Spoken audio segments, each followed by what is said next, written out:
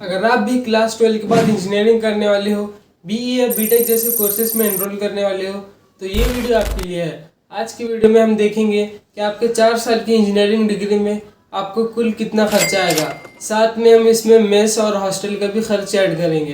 तो बिना किसी देरी के वीडियो को करते हैं शुरू।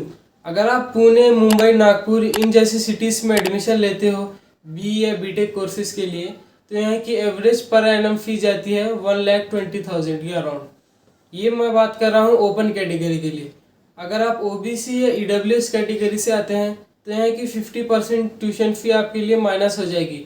यानी कि जो टोटल फी का जो सबसे बड़ा अमाउंट रहता है ट्यूशन फी का, और सेकंड नंबर पर जो सबसे बड़ा अमाउंट रहता है डेवलपमेंट फी। बाकी फ़ी उतनी ज़्यादा बड़ी नहीं रहती, अदर फी उसको बड़ी फ़ी में हम कैलकुलेट नहीं करते।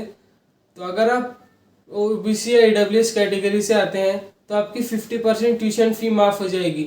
यानी कि 1,20,000 टोटल फ़ी थी, तो ओबीसी ईडब्ल्यूएस की स्टूडेंट के लिए 70,000 के अराउंड आपको पे करना पड़ेगा। तो अगर आप वीजेएनटी कैटेगरी से आते हैं तो आपकी 100% ट्यूशन फ़ी माफ़ हो जाएगी।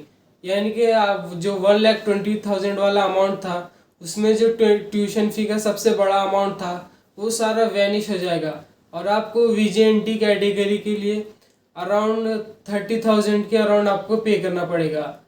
और अगर आप एससी या एसटी कैटेगरी से आते हैं तो आपकी 100% ट्यूशन फ़ी तो माफ़ी हो जाएगी। साथ में जो सेकंड नंबर पर जो डेवलपमेंट फ़ी रहता है वो भी आपका माफ़ हो जाएगा, और आपको टोटल फ़ी पे करना पड़ेगा 10,000 के अराउंड। तो अब बात कर लेते हैं रेंट और मेस की। अगर आप अपना गांव छोड़कर पुणे या मुंबई में पढ़ाई करने आ रहे हो तो यहाँ के अगर आप हॉस्टल लगाते हो तो यहाँ पर हॉस्टल की फ़ी लगती है 1 लाख के अराउंड।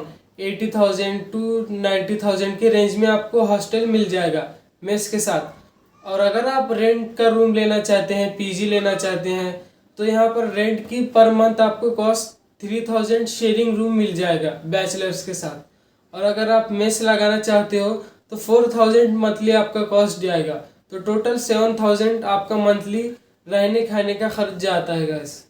तो लास्ट में मैं आपको एक बोनस टिप देना चाहूँगा। अगर आप ओपन कैटेगरी से आते हैं तो आप ईडब्ल्यूएस कैटेगरी में शिफ्ट हो सकते हैं।